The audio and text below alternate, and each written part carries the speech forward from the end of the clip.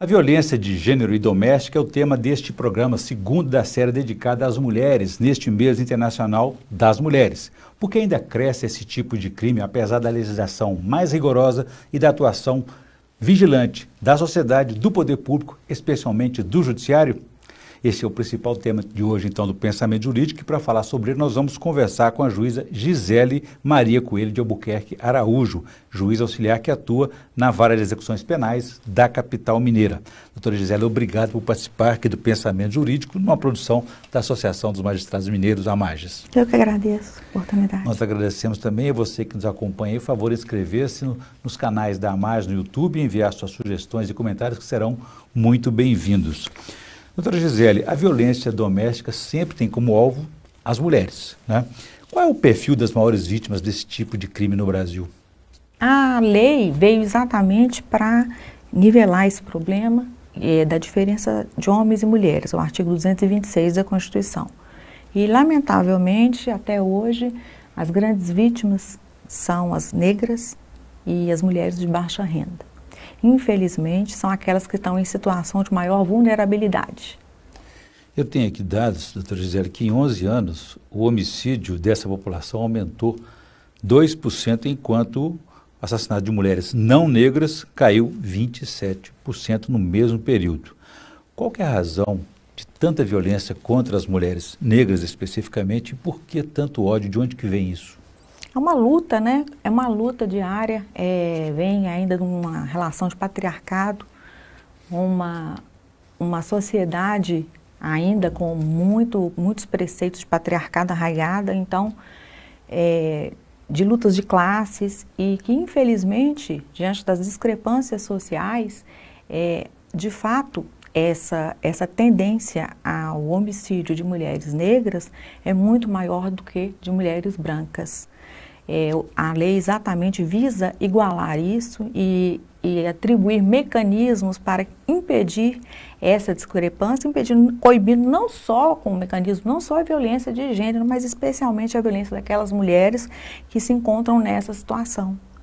E a dificuldade de acesso, a dificuldade de compreensão do sentido da lei, tudo isso dificulta muito e faz com que essas mulheres sejam mais atingidas, lamentavelmente. E um dado alarmante e agravante é que esse tipo de violência contra a mulher cresce mais na violência doméstica, ou seja, dentro de casa, onde deveria haver mais entendimento, mais afeto. Como é que a senhora avalia isso? Infelizmente, inclusive agora a gente tem dados também que nesse período pandêmico, o ambiente familiar ficou assim extremamente hostil. Agravou mais? Agravou. Né? A gente teve um aumento sensível dos números de violência doméstica, não só de violência de relacionamento, de um relacionamento amoroso, mas também da violência no âmbito todo familiar. Porque a condição financeira, o confinamento, o desemprego, o próprio desespero e a situação da pandemia em si causou um ambiente totalmente hostil dentro das residências. E isso impactou muito nos juizados de violência doméstica. Mas da experiência que a senhora tem, analisa para a gente as várias condições, as várias categorias de violência contra a mulher. Nós temos os casos de feminicídio que se mata as mulheres por serem mulheres. A violência de gênero, a violência doméstica, familiar e urbana. Há distinção nessas caracterizações criminais? O feminicídio, inclusive em Belo Horizonte, nós temos até a vara de que faz o atendimento exclusivo ao feminicídio.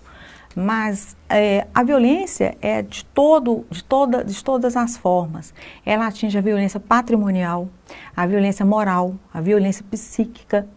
Então, a situação de vulnerabilidade da mulher não é só aquela mulher que é agredida fisicamente, aquela mulher que é caluniada, aquela mulher que não consegue o emprego porque o marido não repreende, não deixa sair de casa, aquela mulher que sofre porque tem um irmão que utiliza droga e ela não tem um ambiente doméstico favorável para retornar do trabalho e cria-se aquele conflito familiar em casa.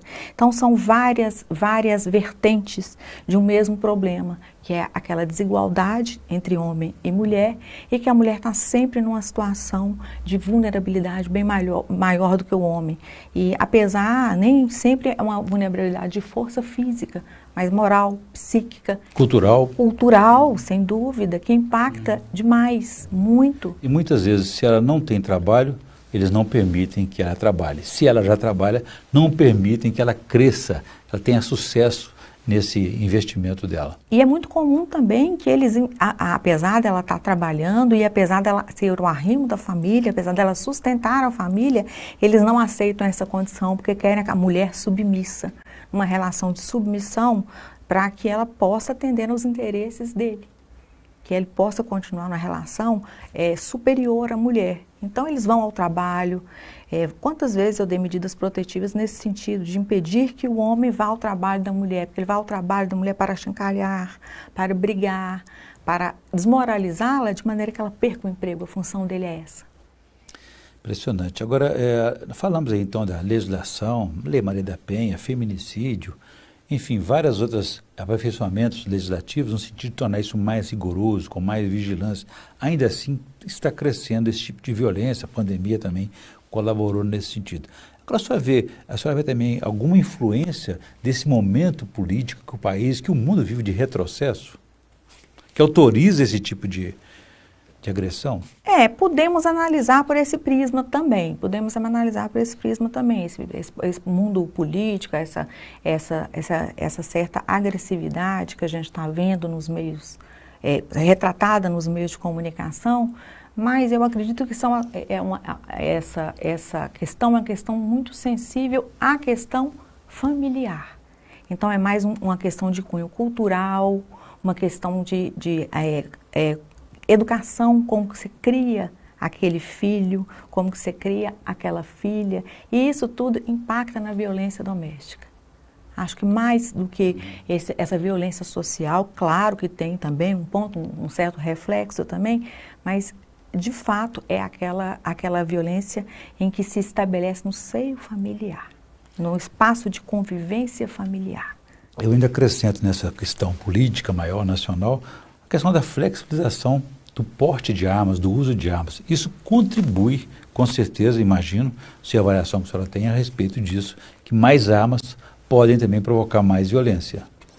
Porque depende nas mãos de quem estão essas armas, né? A flexibilização, se for seguida a lei, se houver critério na utilização daquele que é permitido o uso da arma, não haveria problema. O que acontece é que a gente vê as armas em mãos erradas. Então, esse comércio ilegal de armas, que é muito comum também, e hoje a lei, inclusive, tem um artigo que prevê que assim que a mulher se sujeita a essa violência doméstica e familiar e que ela procura uma delegacia de polícia, já há a proteção de que se faça uma busca e apreensão de arma, porque é muito comum o agressor está portando uma arma. Fala-se então, a gente fala muito desse aumento da violência, mas a gente sabe também que existe aí uma imprecisão por conta da subnotificação. As mulheres estão denunciando mais, sim, com certeza, mas algumas têm medo ou recebem ameaças ou ainda querem dar um voto de confiança para o homem.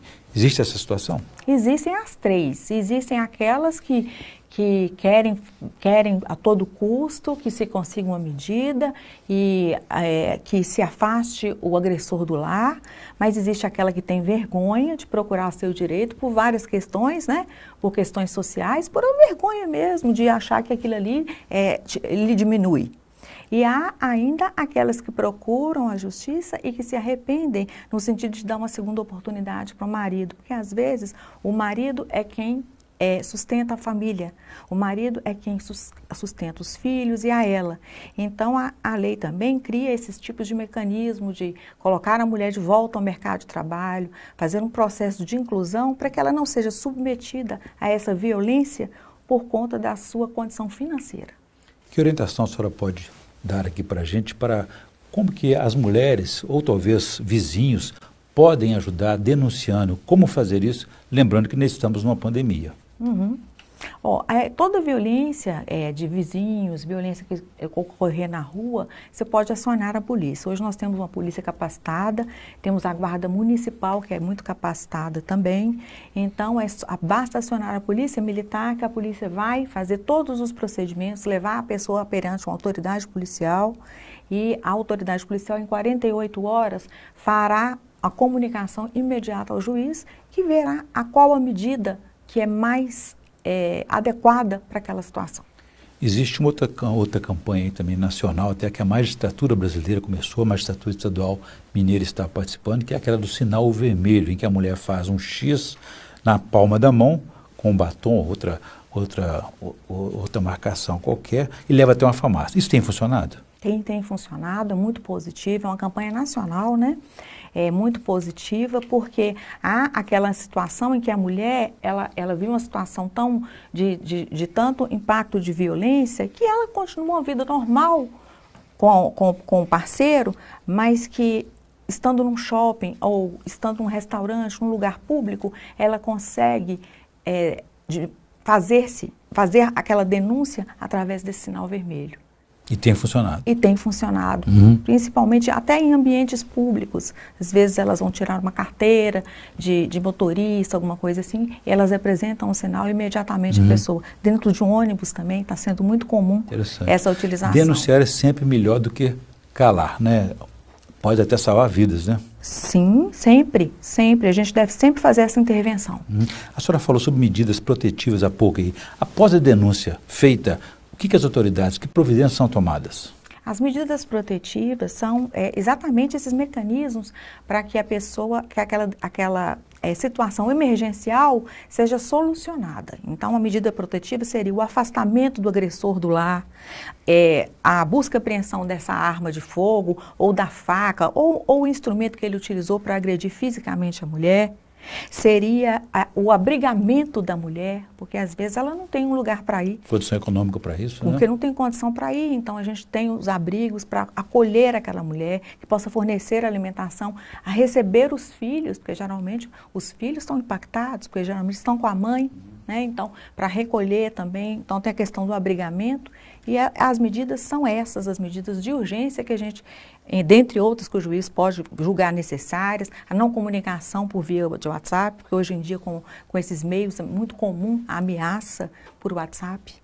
E de forma geral, como tem sido, na experiência da senhora, a reação do agressor quando ele recebe essas medidas, né, contrárias à agressão?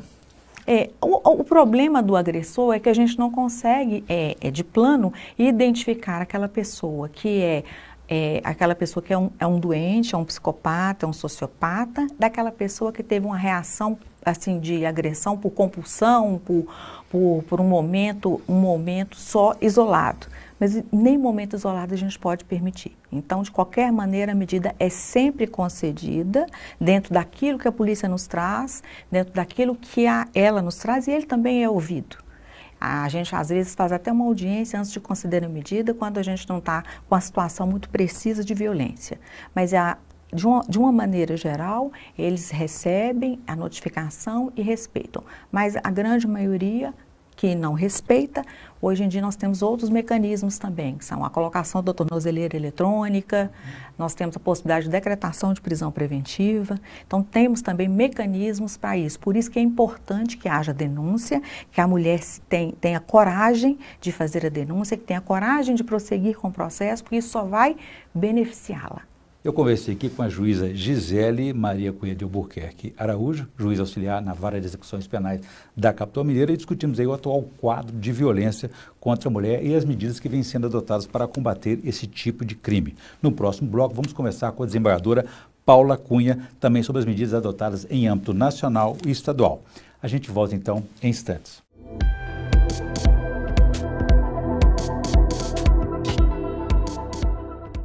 Estamos de volta com o Pensamento Jurídico, hoje em mais uma edição especial dedicada às magistradas, no mês internacional das mulheres. O nosso tema continua sendo o combate à violência doméstica e familiar contra as mulheres, agora em âmbito estadual e federal. No bloco anterior, eu conversei com a juíza Gisele Maria Coelho Albuquerque Araújo. Neste bloco, eu vou conversar então com a desembargadora Paula Cunha e Silva, que é superintendente adjunta da Coordenadoria da Mulher em Situação de Violência Doméstica e Familiar do Tribunal de Justiça de Minas Gerais e também presidente do Colégio de Coordenadores e Coordenadoras da Mulher em Situação de Violência Doméstica.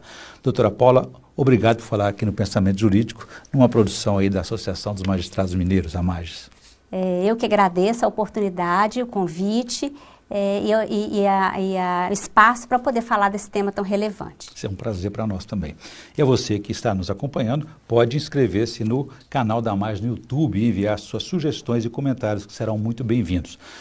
Doutora Paula, a senhora então tomou posse nesse início deste ano, né, nesse cargo de presidente do Colégio de Coordenadores da Mulher em Situação de Violência Doméstica. O que representa essa conquista para o Judiciário Mineiro e também para o trabalho que a senhora desenvolve há algum tempo já? Bem, o Colégio de Coordenadores, ele congrega todas as coordenadorias dos Tribunais de Justiça dos Estados. Então, ele tem âmbito nacional e nessa condição, o que a gente pretende trabalhar é a criação de vínculo, fortalecimento do vínculo entre as coordenadorias, para que seja possível o fortalecimento nos tribunais de justiça dessa temática, né? E fortalecimento no enfrentamento das políticas de enfrentamento à violência doméstica. Essa articulação pode trazer, digamos assim, uma padronização de procedimentos nessa situação? Sim. Inclusive, um dos objetivos, né, estatutários do colégio é exatamente buscar essa uniformização, claro, respeitada as particularidades de cada região, de cada tribunal. A autonomia dos magistrados, das magistradas, né? Agora, outra reafirmação, só me corrija se eu estiver errado, a reafirmação dessa representatividade, desse desempenho de Minas Gerais é que, além da senhora, temos uma outra integrante também do combate à violência familiar e doméstica contra a mulher, que é também a doutora Bárbara Live, juíza Bárbara Live, que também preside o Fórum Nacional de Juízes e Juízas de Violência Doméstica e Familiar contra a Mulher, que é o FONAVID. Isso também reafirma esse trabalho de Minas Gerais, estando aí na ponta dessa atuação, né? Sim, Minas Gerais tem se despontado, né, nessa questão do enfrentamento à violência doméstica. A atual administração fortaleceu essa atuação e abriu um espaço para que isso acontecesse.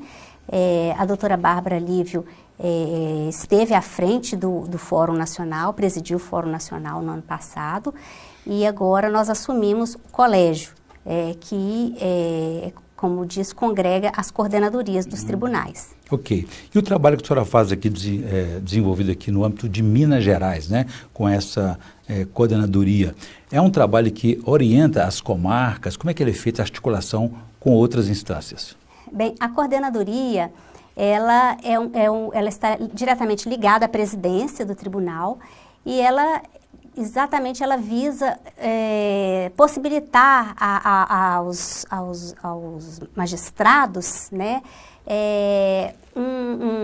levar a política do tribunal, as pretensões do tribunal a respeito dessa temática da violência doméstica. É claro, um fortalecimento, né, de todas as comarcas, na medida em que a gente tem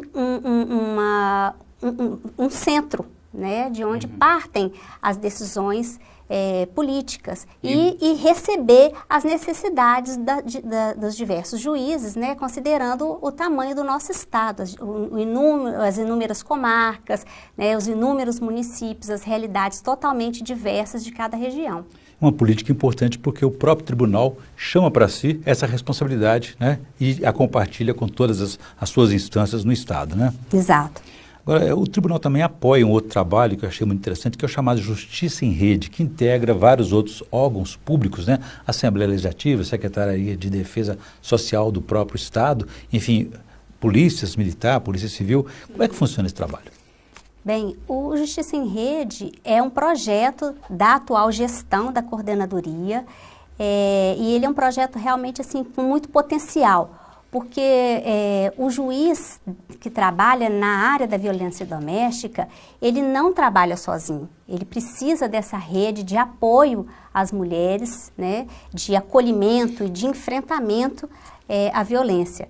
Então, o Justiça em Rede, ele tenta congregar, ele vem congregar todos esses integrantes da rede de acolhimento, para que a gente consiga fazer um trabalho articulado, né, que objetiva primordialmente o bem-estar, né, da mulher, possibilitá-la sair do ciclo da violência, fortalecê-la,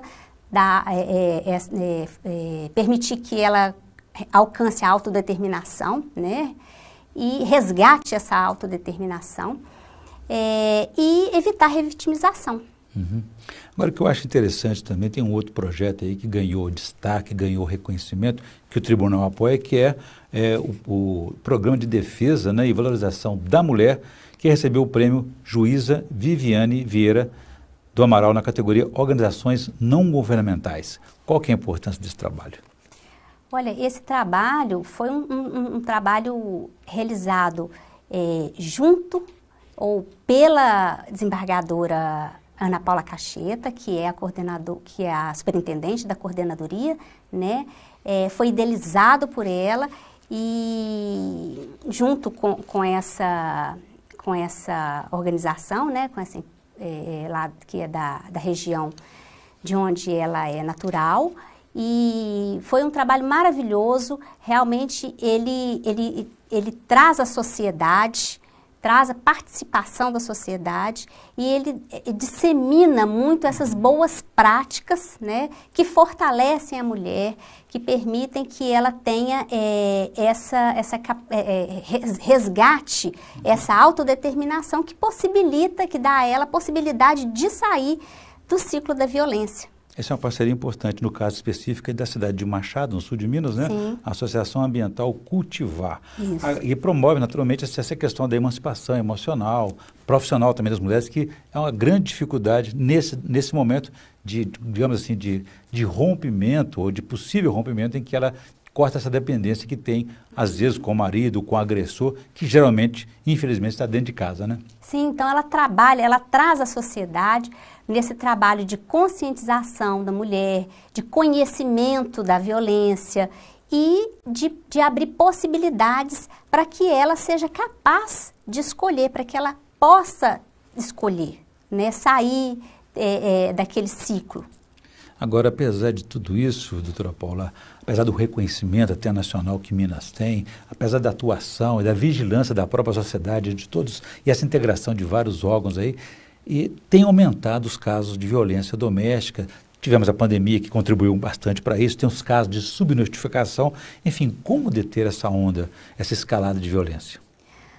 Olha, na verdade, é um grande desafio, né, esse trabalho.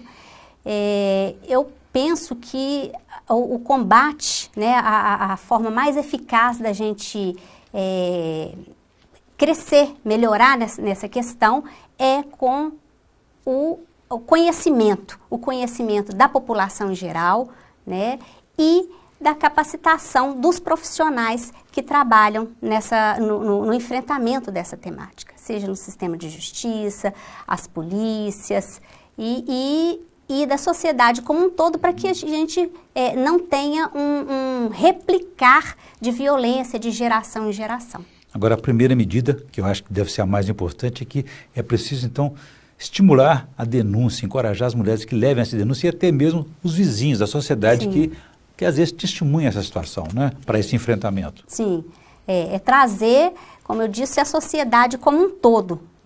Não é um problema da justiça, não é um problema da polícia, é um problema social que todos devem vir juntos, né? Então, o conhecimento, a divulgação sobre o que é a violência, como ela ocorre, assim, mesmo de proporcionar, vamos dizer, a igualdade que é garantida na Constituição, né, entre homens e mulheres. Nesse sentido, doutora Paula, a delegacia virtual favorece, para essa questão que estamos numa pandemia ainda, esse processo, então, de denunciar. Como é que funciona isso? A delegacia virtual, essa possibilidade, né, da denúncia virtual, ela abriu um grande canal para conhecimento das autoridades do que estava acontecendo com as mulheres.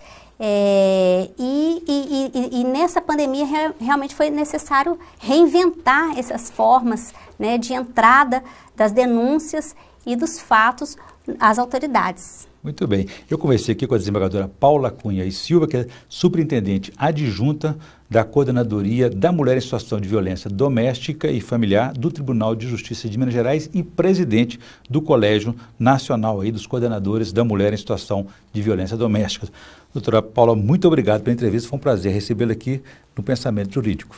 Eu que agradeço a oportunidade.